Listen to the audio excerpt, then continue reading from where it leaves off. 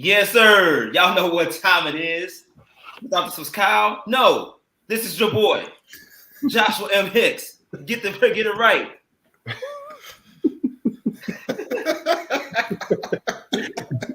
All right, I love Josh. running with y'all, man. We're doing another Running with WARR with the fellas.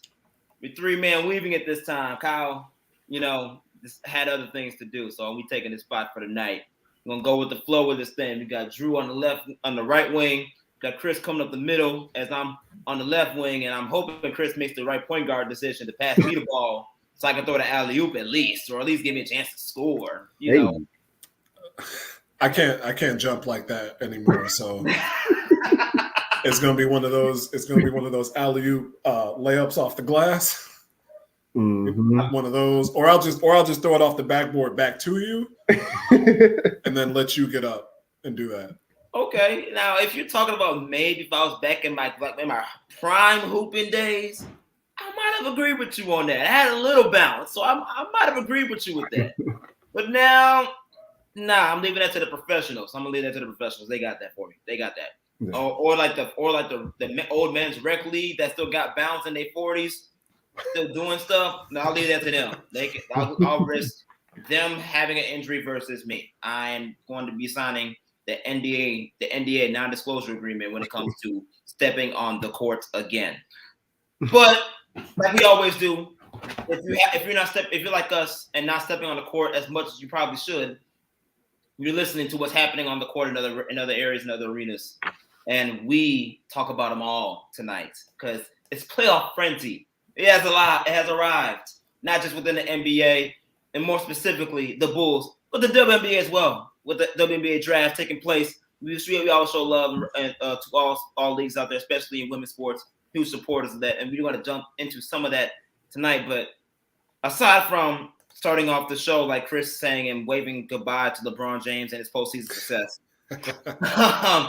we're going to start with obviously the hometown Chicago Bulls, and they have now officially locked themselves as the 6th seed. They are now playing the crosstown rival per se, Milwaukee Bucks, right up the street on I-90. And I am going to admit, you might as well bring out the brooms. I don't give us a chance. I don't have a chance. I don't think we have a chance. Just because of one person and one person alone, Lonzo Ball. Lonzo Ball to me fills up everything that the Bulls struggled with in every game that they've lost. Perimeter defense, toughness, high IQ basketball, and especially in the beginning of the stretches, in the beginning of the winning streaks that we've had, he was the 3rd or 4th scorer on the team. So if Vooch or Zach or DeMar wasn't hitting, Lonzo was 9 out of 10 that next man up, and he kind of helped us get us through. Now that is gone, you've seen the struggles in the perimeter defense. You've seen the lack of offense that we've had along the way and how sometimes it just didn't flow. I don't know. That playoff basketball is completely different. It's not a run and gun game. It's a half-court game. The game slows down where you have to play real defense and be able to execute offensively.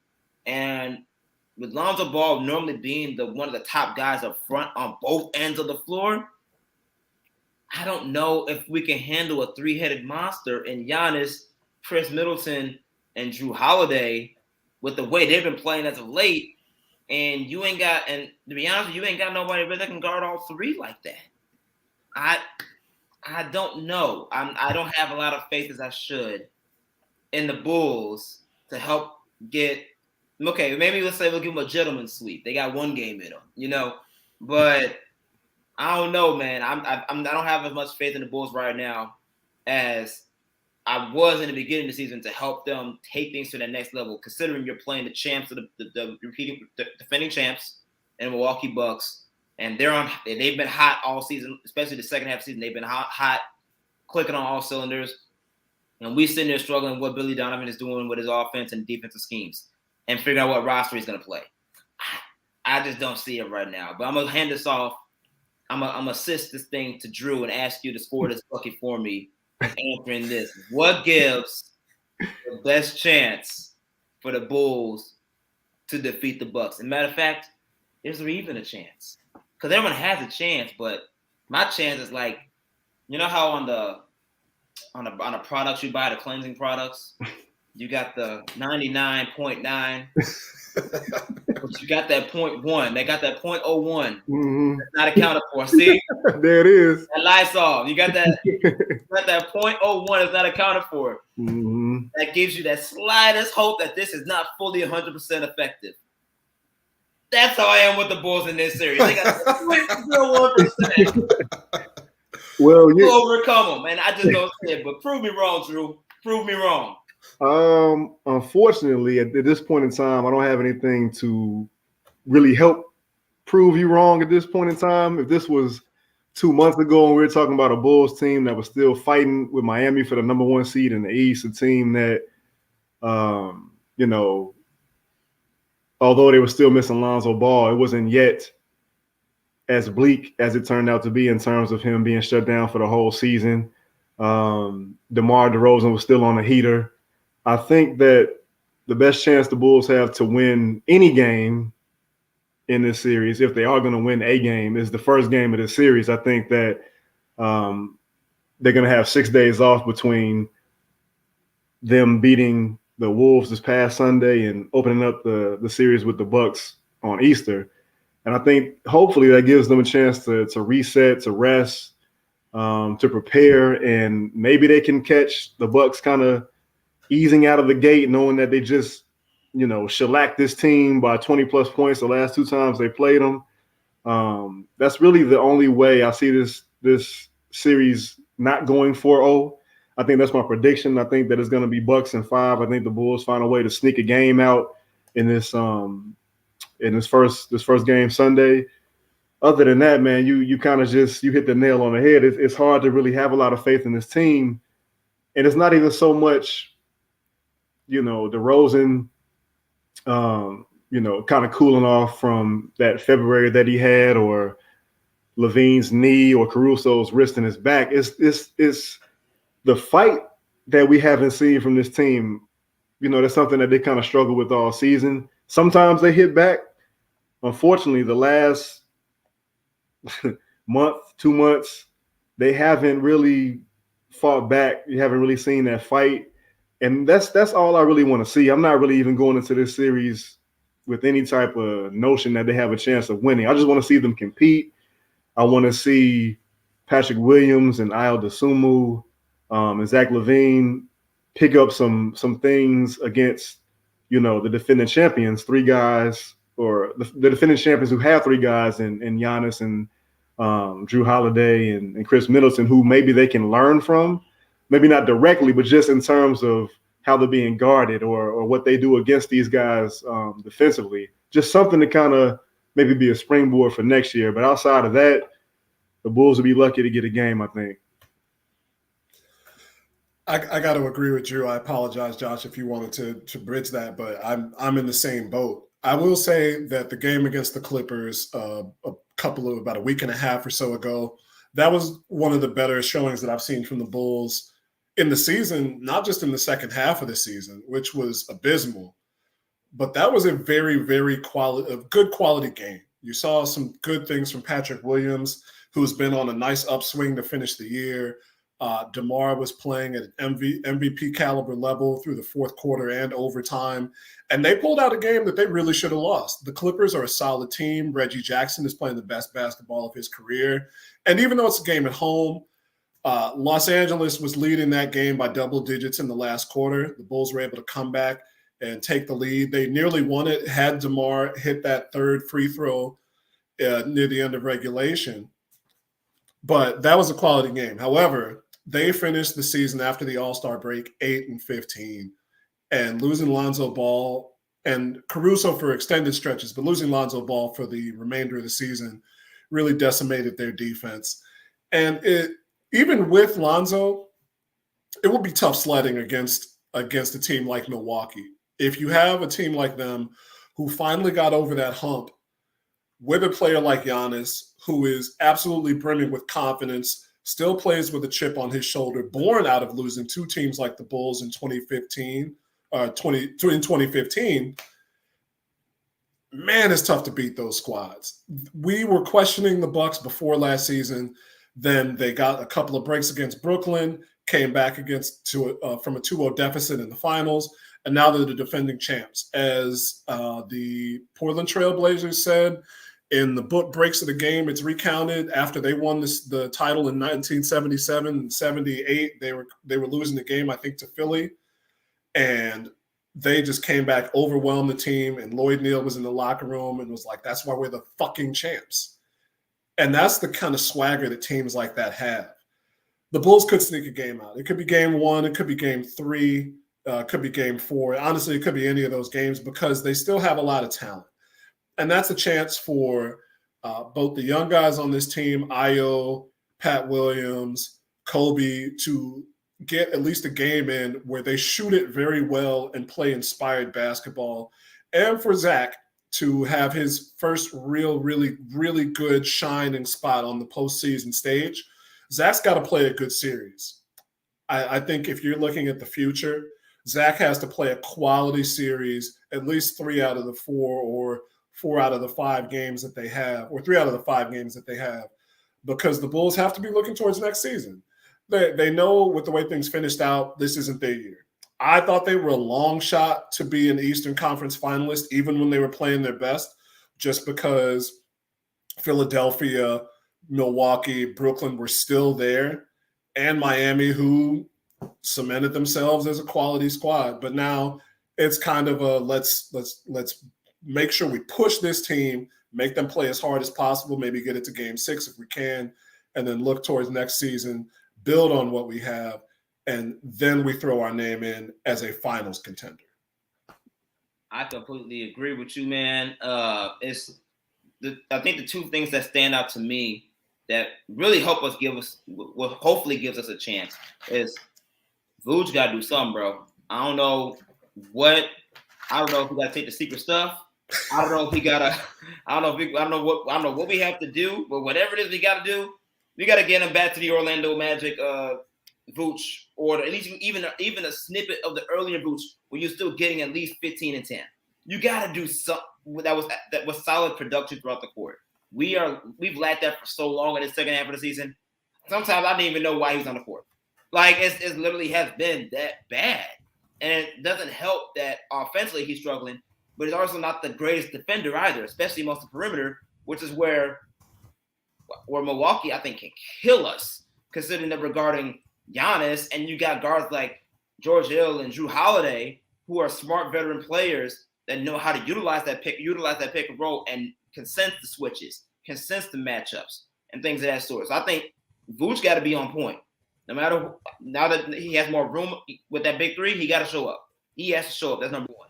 Number 2, P. Will.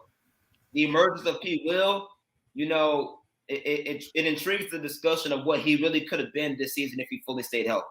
I think the contributions he's brought lately, especially from an aggressive offensively perspective, from shooting the 3, what is the corner, especially the corner 3, where he's actually become pretty good at. Just that little bit, along with the defensive side, can help elevate the Bulls that much more. And they need every talent, every piece they can get to pretty much keep intact or even run along the same lines as the Milwaukee Bucks, because Milwaukee doesn't just have talent, but they're very sound defense. They're a very sound, disciplined team, and on top of all of that, they have depth, which is something that we at one point now are in some ways getting back, but they can play a full 48 minutes with no issues. I struggled to do that all season long. And I want to transition to this point because, Chris, you talk about building on next season. I'm open to building on next season, but what are you going to do with next season? As far as where does that direction go? Do you sign Zach LaVine through this max deal when he's not even fully healthy and he's injury prone, or coming up with the title as injury prone? Hasn't had his best season as even though he's even though the All-Star this year. It's crazy to say that, but that second half stretch has been a struggle. What do you do with Vooch? Because clearly, at the end of the day, Vooch ain't it to me. He ain't it. So if he's not it, who do you bring in to replace that? You know, how do you add additional depth? What do you do with guys like Kobe White and P. Will? Do you actually trade those guys to bring in veteran players or top superstar talents? Like, what do you do this season? Heck, I'll even put a question mark on Billy Donovan, because the way he's been coaching as of late with these Noah Justin have himself, no sense. You know, especially defensively, you would think he would put together the right adjustments necessary. You would think he would learn from his Oklahoma City days and coaching Kevin Durant and Russell Westbrook and those guys, and even Paul George and Melo. You know, you would think he would have learned, but I don't think he's learned that much, except how to even faster chew his gum and put the next piece in. That's all I think he knows at this point. So somebody help a brother out and explain to me and for our audience, what should specifically the Bulls do to take this to the next level? I mean, can I say first, Drew? Go ahead, Chris. You got it. To quote one of my favorite movies here, The Equalizer, person's got to be who they are in this world. The old man's got to be the old man, and the fish has to be the fish. And no disrespect to Billy's age, but I think at a certain point, especially in sports, you are the coach that you are. You can't really change that much. Mike D'Antoni is always going to try to get it up the floor and shoot that bad boy quick. Whereas other coaches are not going to do that. And Billy Donovan, for as much as he can get out of players, is not a good adjustment coach. And I think that is, you know, if we weren't sold on what KD said on his burner account a few years back, then I think we got to be sold on it now. You don't let him go after a year. You kind of play the string out and do what you can. But I think there's obviously players here like Patrick Williams, maybe not Kobe White. I think you could get something of value for Kobe White, but I will always love Patrick Williams until I don't, that he has the talent and skill set to be an all-star in this league. Not a superstar, not all NBA maybe, but an all-star. Maybe all defense, maybe all NBA third team, but for sure an all-star. So that's a guy I keep. But Billy Donovan is a guy who you can get 50, maybe 55 wins with a quality team, everybody playing out of their heads, and to the conference finals. So you have to be on the lookout for a coach that you want to get when the time comes. I think that's it. He is who he is, and you got to live with that. The Bulls made a better coaching hire. We can't trash them for it, especially in a season where they had to deal with so many injuries. So I'm okay. I'm okay with it for now. You got to be okay with it for now, because we came from the darkness of Jim Boylan. Everything is better now. And Josh, I'm going to say it because you're a young dude. Things are better now. You were too young to remember Tim Floyd like that. Things are better now. I will give you that. You're really exposing my age. That's crazy. But it's all good though. You gotta keep it in perspective. Drew knows you gotta keep it in perspective. You do. To you guys' point, I think there's enough humble pie to go around for a lot of people on this team, not just Billy Donovan, not just Vucevic. If I'm using that phrase right, I think I am. Like there's enough blame to spread around. But I'm not necessarily out on Billy Donovan yet. I think that, man, injuries you hate to blame injuries because a lot of teams had to deal with players in and out for different reasons. But, you know, losing your two best point of attack defenders for different stretches during the season, one of who was not going to be with the team, who isn't going to be with the team the rest of the season. That's huge. You know, that changes what you can do defensively. And as much as, you know, you want Billy Donovan to be able to be flexible and change things up and throw different looks out there, I mean, it's only so much you can do, man, when guys are just getting killed on the drive. They're sending guys at Vooch. Vooch may rotate, The guys behind him are not rotating properly, at least not consistently. Like, it's a lot. It's not just Vooch, man. It's not just Donovan. A lot of people on this team are culpable, and it's part of the reason why it got so frustrating watching this team, because between DeRozan and Vucevic and the Sumu guys with you would think have chips on their shoulders for different reasons. You think they would come to the court just with a different air about them, especially in these games that they've lost to the higher ranking teams above them, the Heat and the Bucks and the Sixers and the Celtics of the world. Like, you'd like to see them put forth a better effort. Like I said before, fight a little harder. In terms of what they do next season, I don't think we see Kobe White in a Bulls uniform. I think either he gets traded this summer or before the trade deadline. Patrick Williams, I believe, is going to be here if the organization didn't feel the need to try to move him when it looked like they had a great shot to, advance at least past the second round. And whether you want to call that an all-in move or not, they didn't do it. So I don't think they'll do that going into next year. Zach, I think you got to sign Zach, but I also think that you have to take a little bit of the emotions out of it. That's why I'm glad I'm not in that position, because you guys know I love Zach. I love guys who in the same kind of ilk as Michael Jordan. And hear me out. What I mean by that is guys that have a lot of talent, but they don't just rest on their laurels. Like, they try to push that talent and get every ounce of it that they can out of themselves. Jimmy Butler isn't the most talented guy, but that's another reason why I love Jimmy, at least the player. Like, he's just that work ethic that he has is kind of second to none, and Zach kind of falls into that category too. But I think that they should sign Zach to the max, barring, any worse news about the knee coming out. And then I think they need to look and explore some trade options, see what maybe they can bring in. I think everybody except for Pat and maybe Ayo and Caruso and Lonzo should kind of be, it should be in their mind about, man, what can I get? Can you flip DeRozan? Because the one thing, if you decide to go with Zach and you flip DeRozan, I know some guys hate this term, but your window, you kind of extend it out a little bit because Zach's a younger player. If you flip it and go in a different direction, then you really gotta make sure you make every move that you can to support DeRozan, support whoever else is going to be on this roster to the best of your ability and your resources. But it's a weird situation because it almost feels like the sky is falling, but it really shouldn't be falling because like they have a decent core group. It's just that they're not really championship worthy yet, because any team they would go up against, they would not have the best player in that series. They wouldn't have the best player in the series against Brooklyn, against Philly, against Milwaukee. It may be a coin flip, maybe. Nah, no, I was gonna say Boston, but nah, I think Tatum is still pretty obviously Tatum is the best player on the court.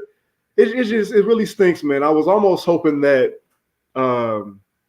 they would draw Philly, because at least with Philly, they only have one guy who was a stout defender that they could throw on DeRozan or Levine.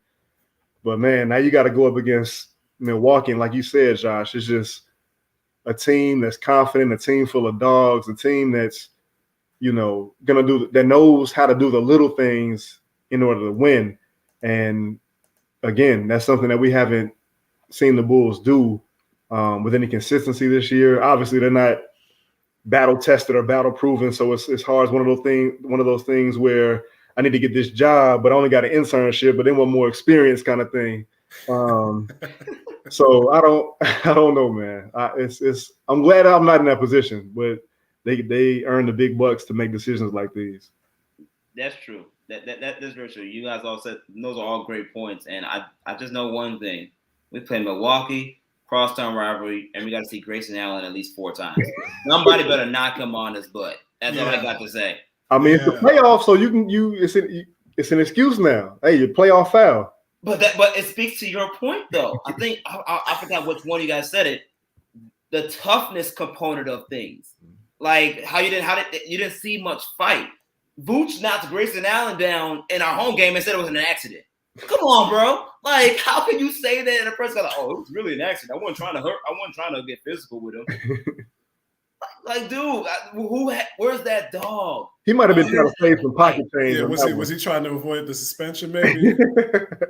I mean, he could. Well, he probably would have got maybe one game, just like Grayson Allen did. He was already losing. He ain't gonna miss nothing.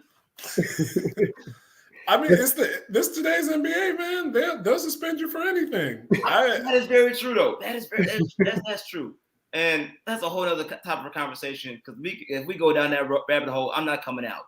So we're not gonna jump down that hole. We're gonna go into another hole that involves the NBA playoffs in its entirety, because we now have the NBA play-in tournament that is happening this weekend. From what I remember, from the lineup perspective, I believe Brooklyn is playing Cleveland. I want to get that right as I pull this schedule up. And I want to say, yeah, Brooklyn plays Cleveland. And then you have the Clippers playing the Timberwolves. That's on Tuesday. As we talk about this, that's tomorrow. And Wednesday, we have the Hornets against the Hawks and the Spurs against the Pelicans. And then that goes into a whole nother tournament for another game on that Friday, where the winner of game 3 and game 4 goes against the loser of game 1, game 2. It's a roller coaster how they got all this play-in stuff. But at the end of the day, we have at least 4 games. No, we have 4 games guaranteed. Cleveland, Brooklyn, Minnesota Clippers, Hawks, Hornets, Pelicans, Spurs.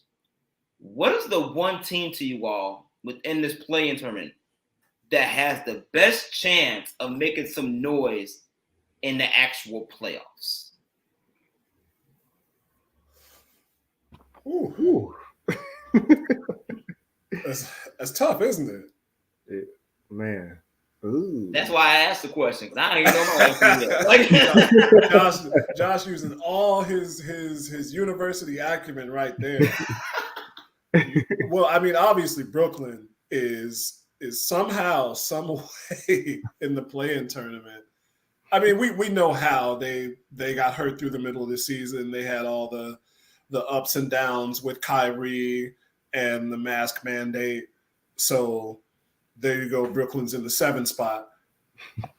So I think it's almost unfair to have them as part of that question, because they very obviously could make the finals. You have 2 of the best in the last 10 years on your team. So with Ben Simmons and insert, well, no, I'm just kidding. With Kyrie and KD, you have a chance to make the finals. Cleveland is scrappy. Cleveland is very hungry. Cleveland is very nice. But I don't see them beating Brooklyn. I could see them beating either of Atlanta, Charlotte, but I don't see the Cavaliers beating Brooklyn. The funny thing, though, on the other side, the Clippers, who stretched and clawed their way to that 8th seed, are intriguing, even in a strong West, because, like I said before, they have Reggie Jackson playing some of the best basketball of his career the last 2 years. He is on swag 2000, and they have a quality team. And Tyronn Lue is a quality coach who is a defensive wizard. And just to interject really quick, we talk about Billy Donovan and a guy who maybe is a little averse to adjusting and throwing different lineups out there. Lou is like the opposite. That dude will piece together. He will MacGyver some lineups and just to see what happens. Like, I like this team for that. I'm sorry, but go ahead. No, I was going to say exactly. I didn't want to compare him to Billy Donovan because I was probably just being too nice. But Tyronn Lue is the exact opposite. Exactly like you said, Drew. He will throw whomever and whenever onto the floor to see what he can get out of it. And it's not like they have just, an island of misfit toys out there. They've got Terrence Mann, who has shown a great ability to play in this league as well as get under Luka Doncic's skin. And that's an important thing to have. even if they lose that first game to Minnesota, which admittedly, I have not watched the volume of basketball that you both have this year. And I was a bit surprised to see Minnesota land where they did, which is 10 games over 500, not the 7th spot. It's still competitive out west, but 10 games over 500 is really good for Minnesota and Anthony Edwards. I think that the Clippers have the veteran edge there. It's tough for me to see them, if they get that 7th spot, beating Memphis in a 7-game series, which is why I would probably, if we're talking just about noise from the play-in tournament, I would put them behind Brooklyn. I would put them behind even Atlanta or Cleveland. I don't want to dismiss Cleveland out of hand, but it's hard because they're a young team, even with Kevin Love, and they've got their best players outside of Love are their young upstarts. It's hard. It's hard for me to see them getting ahead now. In the future, yeah, but now is like a stretch to me. This is the best the East has been in a while. Yeah. Very good points, man. I think I agree with you in terms of the West and the Clippers, particularly if they can win that first one and just lock up that 7th seed and not have to play another game to get the 8th seed. Just because, like you said, man, between Reggie Jackson and Paul George and just the surplus of wings that they have, man, on that roster, I think they can make life difficult for a lot of teams. Only though if they're able to get that 7th seed, because if they fall into that 8th spot and have to play Phoenix, I don't really like that matchup for them. Yeah. Unless Kawhi was there, but we know how that goes. In terms of the East, I like you not dismissing Cleveland, especially if Jared Allen is ruled healthy enough to play. And that could make for a very interesting matchup if they lose at 7-8 to Brooklyn, Atlanta beats Charlotte, and then Cleveland and Atlanta have to match up. Yeah. Because I was going to start to say that I think the Hawks could make some noise if they get in as the 8th seed and have to play Miami, because Miami, as well as they've played throughout the season, and obviously they're the number 1 seed in the East, they struggle a little bit to score in the half court, but their defense is great. Atlanta's defense is not very good, but they got Trae Young, who can be a nightmare for most teams. I guess it would just kind of come down to, how Miami defended him and how maybe they can not allow him to hide on defense the way that he was able to do against New York last season. And I think that, Spoelstra might be able to, as good of a coach as he is, be able to make sure that Jimmy or somebody is punishing that matchup on the other side of the court. So that's a really good question that you posed, Josh. But if I had to choose, I'd probably go to Clippers in the West. I'm in agreement with Chris there. And then, you know what? I'm gonna say Cleveland. I'm gonna just go Cleveland. All right. Cleveland. Just the length that they have, again, with the caveat of Allen being back and ready to go, because Mobley already came back from I think it's an ankle injury, maybe 5 games ago. So they can get kind of that regular starting 5 that they were playing so well with.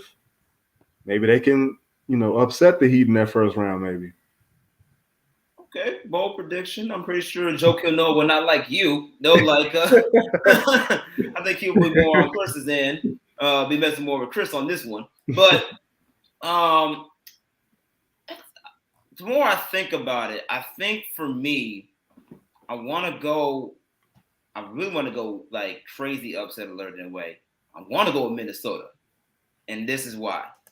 Anthony Edwards has arrived. And the fact that he is here with Cat right next door, right next to as the side guy, man, that's gonna be deadly in the play. That's gonna be deadly in the playoffs for whomever they play. And I like the fact that they do have the youth on their side. They do have a little bit of experience, especially because Cat's finally been to the playoffs before. You can't forget what D'Angelo Russell has been to that team and how he's part of that Brooklyn Nets team that upset. I forgot exactly the team name, but they upset on that Brooklyn Nets team in the first round that year before Kevin Durant and Kyrie got there. I think it was the Raptors they upset. Not too I know sure. what you're talking about. What team was that? Yeah, I forgot the actual team. I want to say it was Toronto. I'm not for sure, but they did upset that series. They weren't the favorites of that series, and they won. That was led by D'Angelo Russell, and I think him having that confidence, knowing that he can do that at a high level, bringing that with Minnesota to the playoffs with a hungry Anthony Edwards who can give you a good 25-30 a game easy, along with Cat, who is on a mission to prove people wrong this season. He showed it with the 3-point shootout. He's taking it personal this year. So I just think, and the fact that they can be exciting to watch, I do think Minnesota has a really good chance against this Clippers team to potentially make a little noise. I think I don't know if they'll win, but I'm rooting for them in this case for them to take to that next level. Plus, I want to see Anthony Edwards in the press conferences. I love his press conferences. You can't ignore what he's going to. It's always on your edge type of seat of what he's going to say in the press conference that's going to make everything go viral. So I got to see what this guy got to be, what he's going to be like if he beats Paul George and those guys. I'm just interested to see what he's going to say. Don't forget about the Patrick Beverley factor, and maybe him doing his damnedest to get under the skin of former teammates Reggie Jackson and Paul George, and just what he's meant to Minnesota, because they've played with a different oomph this year, man. I can't attribute it to anybody but Patrick Beverley. Just the attitude they have, Cat just talking all types of noise to people, dunking on people, pointing at them, laughing at them. Like this, I don't remember him doing that before. Like it's like that. Oh, I got my big brother running with me, so I'm gonna just say whatever, just talk crazy to y'all. And it's something to be said for that type of confidence. So, I think the fact that we all kind of pick different teams to a certain extent just kind of speaks to how exciting this play-in tournament and potential playoff matchups can be. It's one of the most, maybe not wide open, but just there shouldn't be any NBA TV games. Like, you know what I mean? Like, like these series deserve better, Can I ask a question real quick then? Are y'all in favor of the play-in tournament going forward this season? The matchups that we've got this year notwithstanding? I like it. I wish. Let me think about this.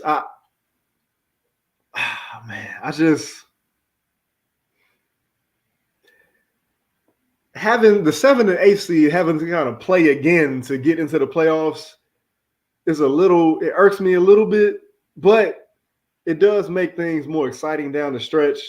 Teams actually have to compete and fight as hard as they can to get into that top 6. So I like that aspect of it. It's kind of a double-edged sword a little bit. But I think I mostly side with keeping it. What about you, Josh? I think, you made my point. That's why I'm like, because the point of the fact that, as a 7th or 8th seed, you got to play in a play-in tournament just to reclaim what you already won or deserve the rights to, for the most part. That's just weird to me. I just would not want why would I want to go through that? I don't get it. But at the same time, it does bring that excitement. So why don't we just have a solution to cater to both, like we have always done on this show? Why don't we just say, forget the East and West, just do the best 16 teams, like that, and there you go. You ain't got to worry about competition lacking because you got the best of the best in each conference, literally from top to bottom. You ain't got to worry about a play-in tournament on both sides just to see who can be the 7th and 8th seed. That way, everyone earns their specific spots. There's no play-in tournament. It was done, it was fought in our own, I guess, correctly or rightly, whatever way you want to say it. And you get the best competition. That's just my solution in the world of Joshua M. Hicks basketball league, which maybe you can find in the future at your local YMCA. But I don't know. That's just something that I would do if I was a commissioner. But like Drew always says on the show, I'm glad I'm not in that position because that's a lot. And I ain't got to worry about all that. But as the outside looking in analyst that we are, outside of this play-in, we still got the regular playoff that starts right after. So on the east side and the west side, what choices are y'all coming with? Like, who are the ones that's gonna come out of the east and the west? Because I'm gonna be honest with you, it's kind of hard to choose for me. I want to go with Phoenix on the west coast, but if you're talking about potentially getting a healthier Stephen Curry to play in the big three, being fully healthy, and especially with the way Klay Thompson has been playing as of late, that might be enough to get you to the finals. You're talking about the East on the East Coast. I think for me personally, you probably should go with the Bucks because they're the most proven and the most solid right now. But this is the playoffs. You never know what could happen. You still got James Harden and Joel Embiid with the two-headed monster over there. You still got, like I said, the threat of Brooklyn with KD and Kyrie because you could never count them out. They've been through this before. It's a really up in the air situation for me. And I think I'm just going to just grab some popcorn, sit back and watch and enjoy the show because I just it's hard to choose. Ultimately, if you put me in that position, who I should expect to come out of the Eastern Western Conferences. But I wonder if it's different for you all.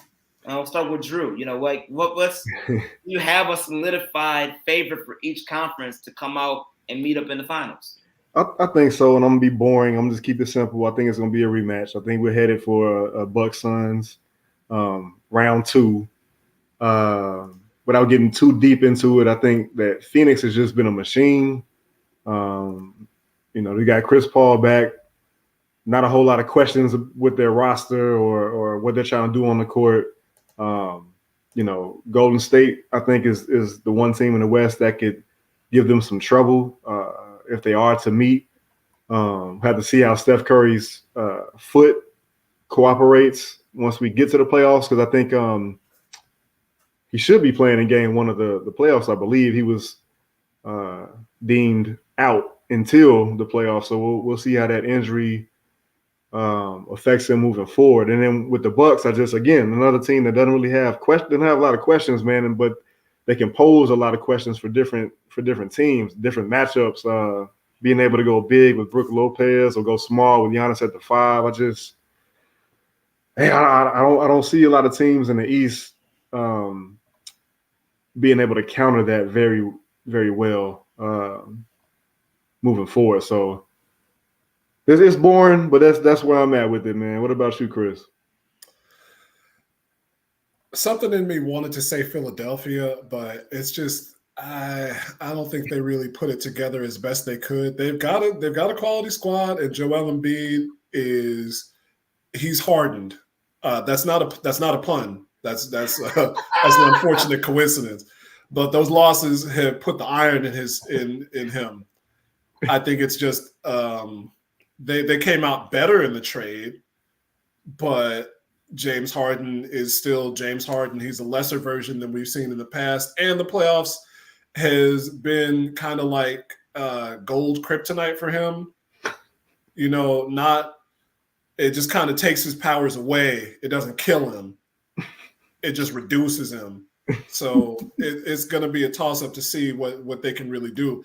I mean, sorry, they lost Steph Curry. They lost Seth Curry in that trade. That was a big loss for Philadelphia. Yeah. That was the thing I think that they really can't recover from. So in the East, really, to me, it's Boston's time to push again the way that they did when they played.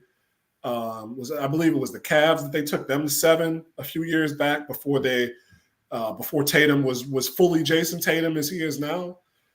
And then Brooklyn, like we talked about before, Toronto, real interesting.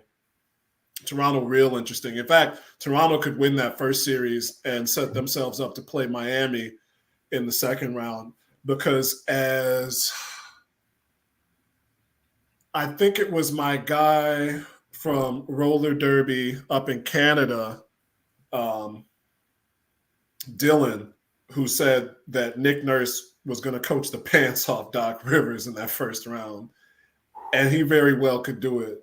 Plus, Toronto, after a year down, has gotten their guys headstrong quality players plus Scotty Barnes and put together a very good season. So I'd be looking hard at them. It's wild because it's the best the East has been, and it could be a bloodbath outside of those teams that we talked about earlier. Yeah, we should mention that Fibo play in Toronto. You said he will? He can't play in Toronto. So man, oh man. Doc left Los Angeles, thought it was sweet. Rick said no Canada. No Tybo, you can't come. That's funny. But sorry, I didn't even get to the West. I apologize. That's my fault. No, it's not you, Drew. I took some time. Dallas has got a show. Dallas has really got a show. This is the best seed that Lucas had. They got to make it count. And they don't have an easy task playing Utah. Quinn Snyder's always going to hound people defensively, not just with Rudy, but with Royce O'Neal too. Mm-hmm. So Luka has to make those triple doubles really, really count. They had the Clippers on the ropes and lost, and they can't do that again winning 52 games. I'll say that much. And Golden State got to be healthy too, because he got a calf strain that he just injured in that last game, and they say he may not even be available for game one. So it's like he gotta, they like you said, I think they heavily relies on Luka, but if Luka can't stay healthy, somebody got to step up. Man, it's true. It's true. But if me being an old school type, I would say a meatball type fan, the way that Dallas has played in the previous postseasons since Luka's come in, they can't afford to wait for him to get back. They're not that good yet. Yeah. So if they can have Luka out there, maybe if he misses game one and they take their chances, but he's got to come back for that first round and play, even if he's 60%. And now's the time for him to gut through it. It's a calf strain. I wouldn't say it's an injury that could shorten your career if you play through. It's not like McHale playing on the broken foot. At the risk of sounding like a Neanderthal, he's got to push through that one. And on the Golden State side, I'm looking at this tweet here. Klay Thompson was injured for 2 years and has more 40-point games this season than James Harden. So, yeah, the Warriors are going to be a tough out. I agree with you, Josh. For sure. We got our guy, Sean Terry, watching us, talking about playoffs, baby. Anybody can get it. You're absolutely right. Anybody can get it. You know who's going to get it, unfortunately? The Bulls. Who's going to get it badly? They are going to get it badly, just like they're going to get it badly either way.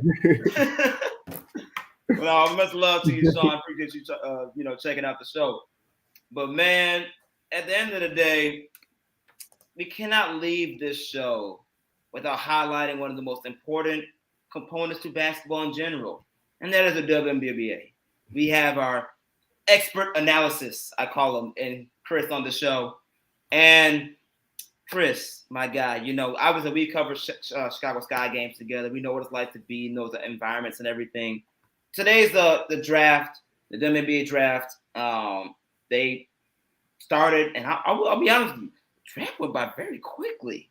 I was fairly shocked how each pick, like these analysts are talking, it's like boom, boom, boom, boom, boom, pick here, pick there. I was very intrigued by how efficient this draft was moving. I was very impressed with that, and I like that. But at the end of the day, when you're talking about the draft in general, it doesn't surprise me. Ryan Howard from Kentucky, #1 pick, got drafted by the Atlanta Dream. That they acquired in the trade with the Washington Mystics. And then #2 was Nalisa Smith from Baylor, going to the Indiana Fever. Shakira Austin, I want to say is her name, from Ole Miss. She's going to Washington from that trade, because of that trade with Atlanta. She's going to the Mystics.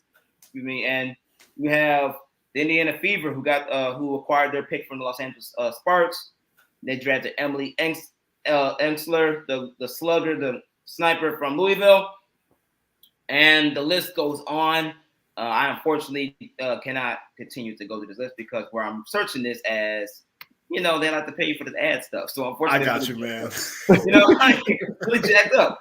But at the end of the day, the WNBA draft took place, and when it comes to the Chicago Sky in general, we did not have any picks this year.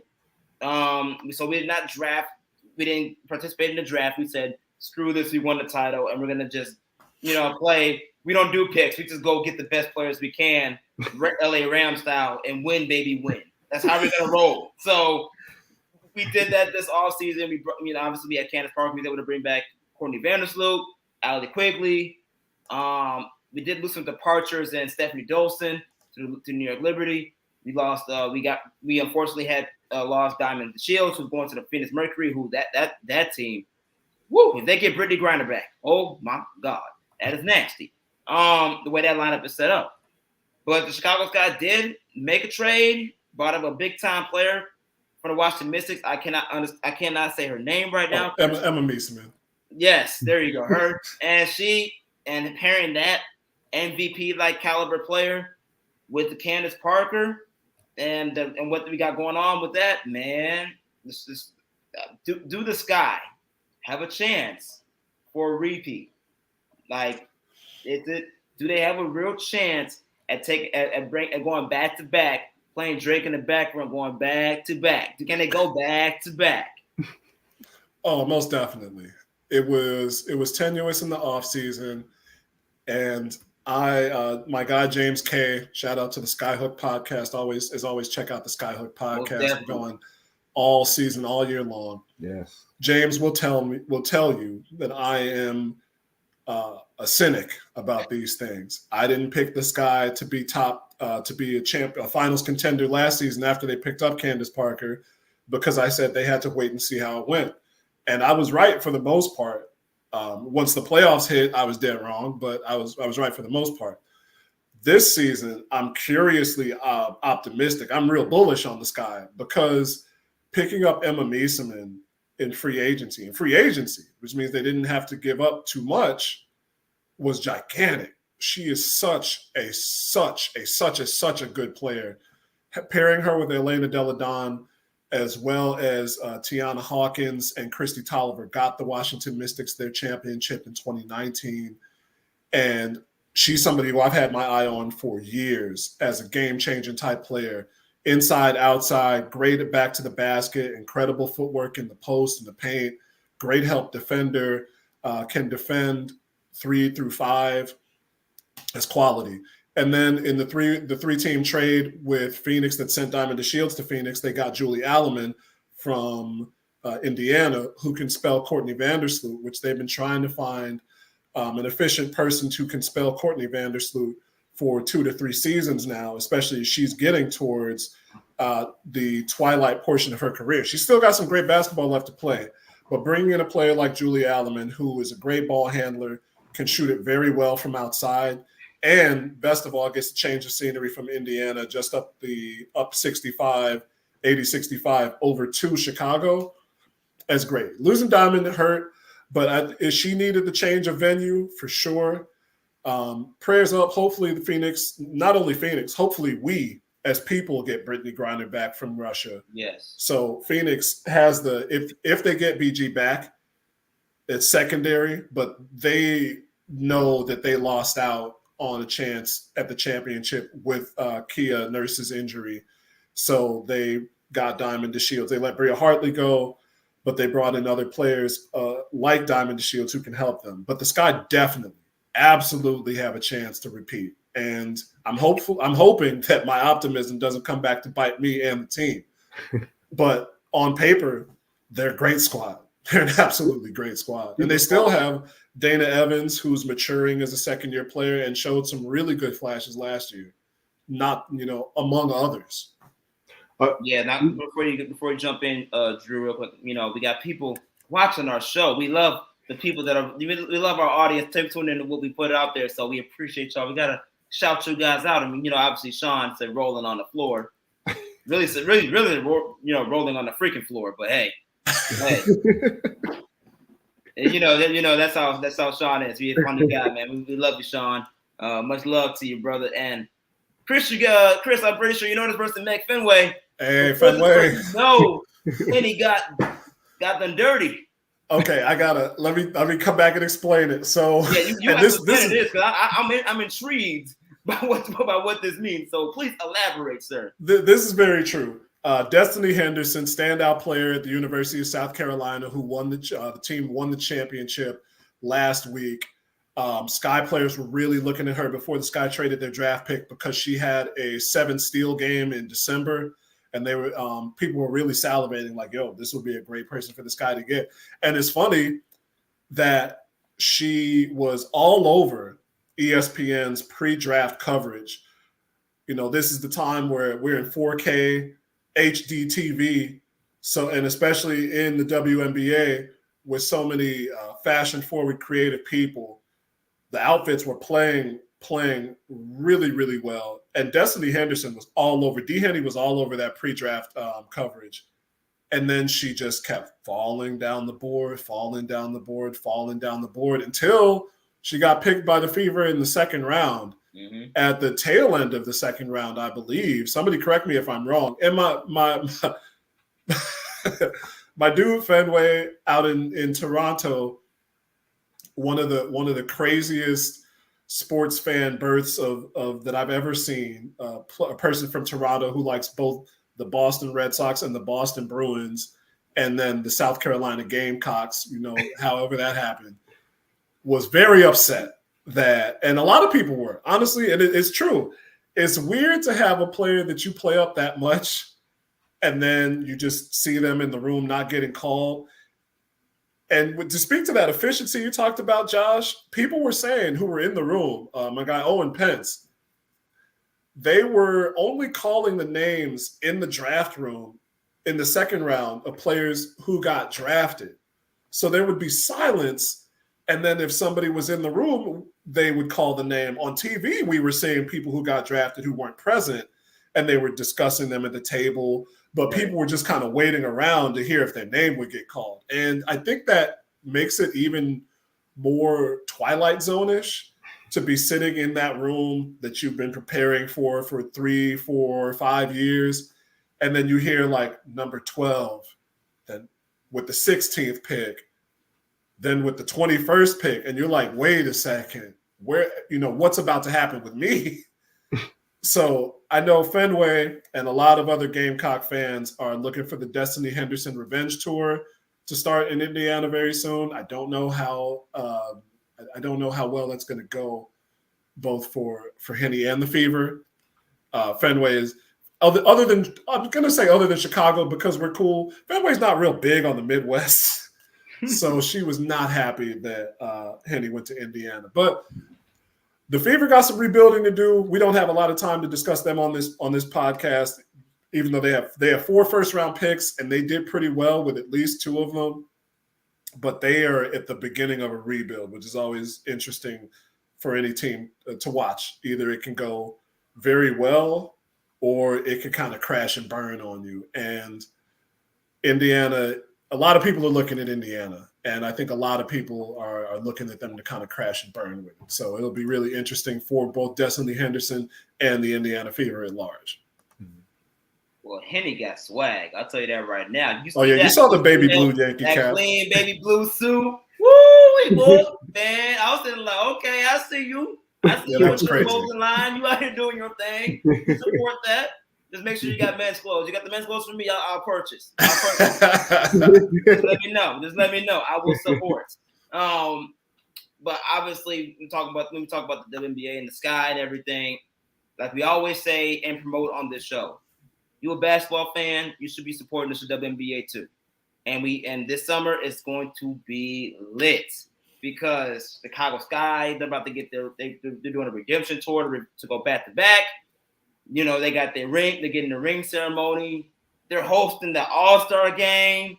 I mean, Chicago gonna be lit this summer, fellas.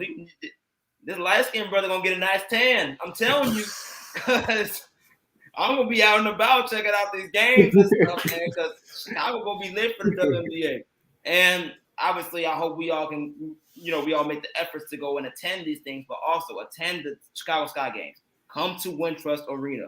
Put your money where your mouth is. You say you support the WNBA, show up, because the WNBA deserve our support and our love as well, especially as fans of the basketball game. These women put a lot of work, just like any other athlete, to progress, improve their games, and put on a show for all of us while striving to win those championships. And we should be supporting women in general, but for sure, women's sports if you are a sports fan. And we know WARR Media is going to do that regardless, but we are highly encouraging you all to do that. So definitely come out this summer, support Chicago Sky and what's going on over there at Wintrust Arena. You know, my alma mater, the Paul. We here all day, baby. You know that's how.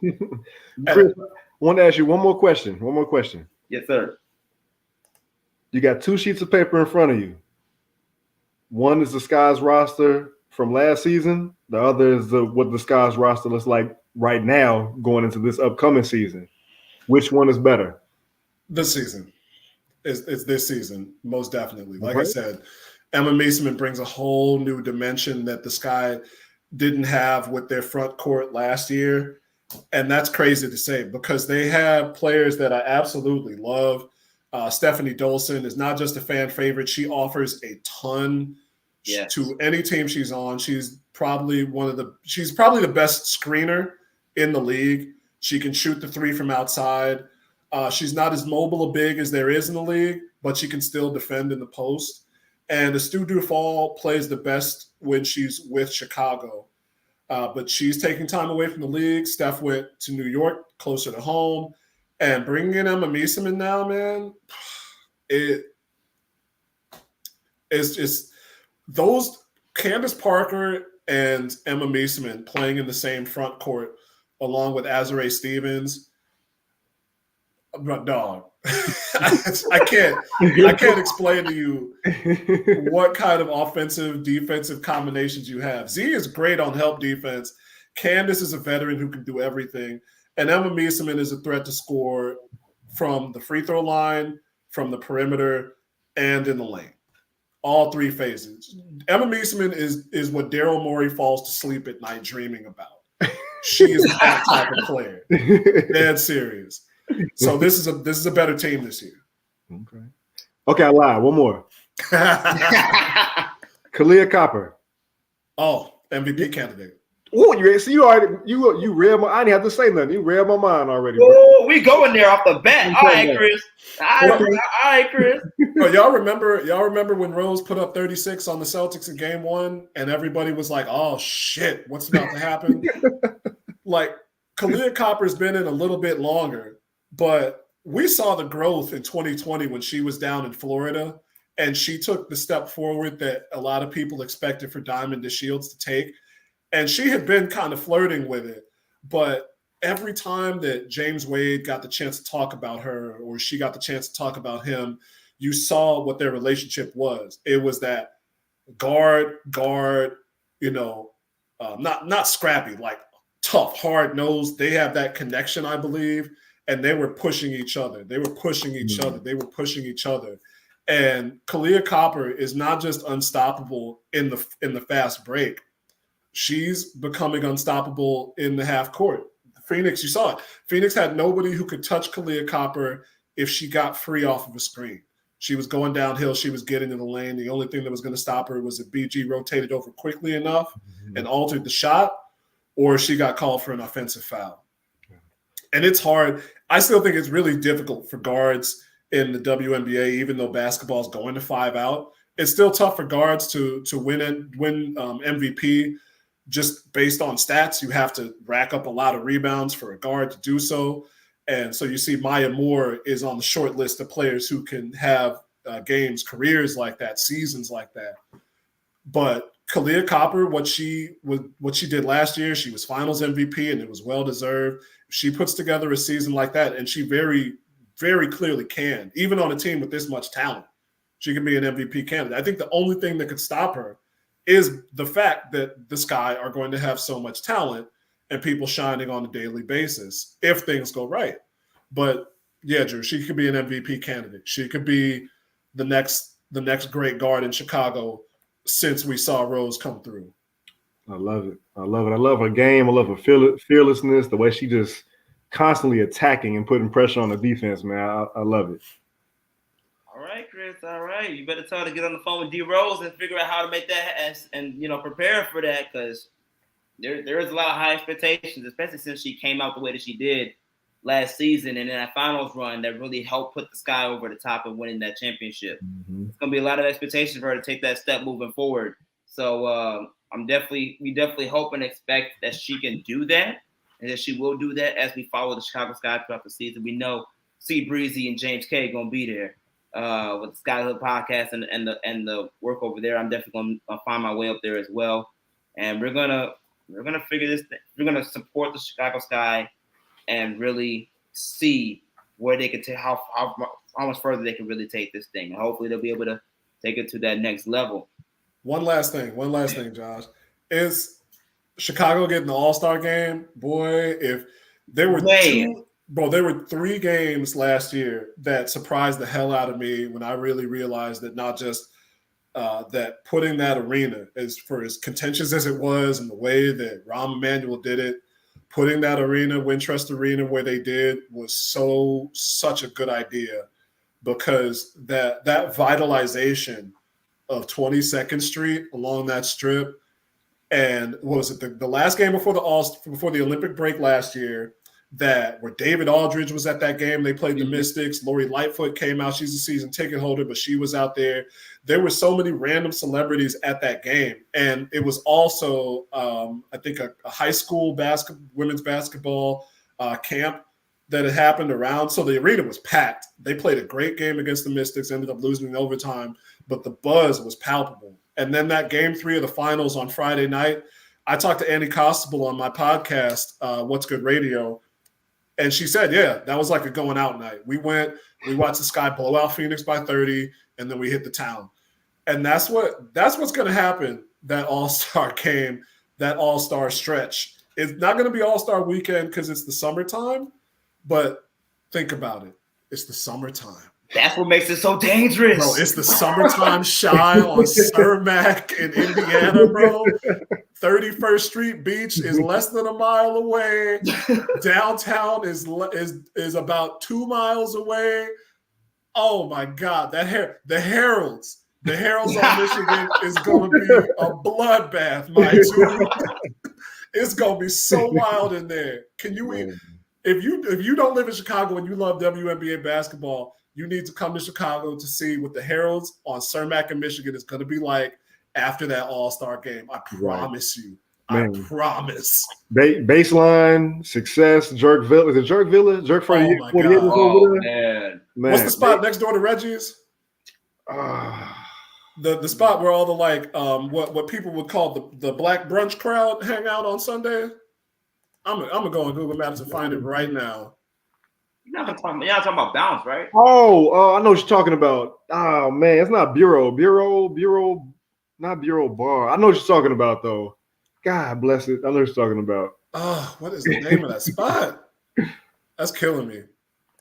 Is it Bureau something? I don't think it's Bureau Bar. Is it Bureau? I'm messing it up. I'm about to look it up, man. It's the Reggie's. Okay, it's the Reggie's on State. Mm-hmm.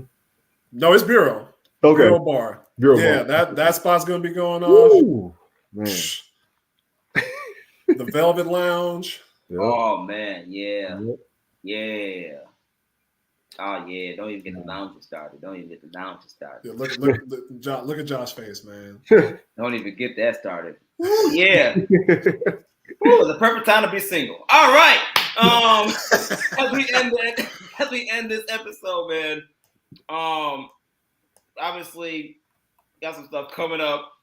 Drew.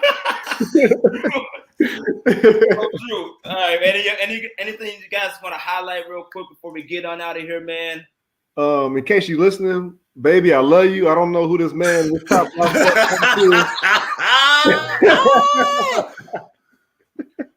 His opinions and viewpoints do not necessarily reflect my own. I just want to see some good basketball. Oh, no, Chris, you got anything?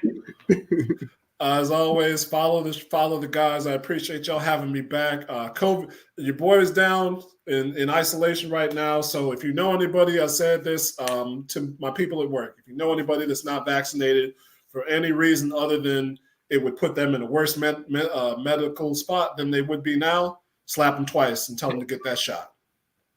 Like we talking the Will Smith smack or? Oh no, a better smack than that. Like okay. the back and forth. When Lex Luthor popped the question on Justice League Unlimited, that kind of smack. Like throw somebody through a window, bro. Charles Barkley, those kind. Okay. All right, I got you. Well said, my man. Yeah. I think you and Kyrie have an interesting discussion about that. But at the end of the day, follow everybody on the social media tags. Look what Drew did. Quandary Kitten. I'm already right here, Josh M. Hicks Media. Follow us individually on mine is Instagram and the Twitter. Chris's is the Twitter. He got a different name for Instagram. I forgot what it is. So Chris, feel free to shout that out. Well, when you want to, if you want to disclose that information. Drew, look what you did on both platforms. Hit us up, y'all. These shenanigans don't have to be just limited to Runnin with WARR. Hit us up. We can continue these shenanigans elsewhere. Like, let's come on. Oh, most definitely. We be about it in the comments, especially Drew. Drew loves to talk and engage with the audience. Chris loves to too. You just better come straight. Yeah, you come correct when you're talking to us. Correct. That's all we have. Help these guys, Chris and Josh, and myself, man. Oh, don't be on no dummy. We can keep it cordial. Let's talk though. Most definitely. Most definitely. And follow, most importantly, WARR Media. Yeah. WARRmedia.substack.com. WARR on Anchor. We can get this episode in the audio version of the podcast on all podcast platforms, Google Podcasts, Spotify, Apple Podcasts, TuneIn app, you name it. We all over the place. We got a lot of great stuff coming your way real soon. And there's going to be an earlier, I guess, attachment to this piece. We got because Kyle talked with Scoop B, Brandon Scoop B Robinson. That's going to be attached to this component of the show because we'll consider this the second half of the show. But we're going to just leave it as that. Fellas, thank you again for another episode. Thank you for everybody tuning in and listening. We appreciate y'all. In the words of the founder, the one and only Kyle Means, stay straight. Peace all over the world. Peace in Ukraine. 3BG, we praying and thinking and praying for you. Hoping you come back to the U.S. as always, safe and sound. For real, we need you back in the league and we need you back in this world. And like always, keep bouncing.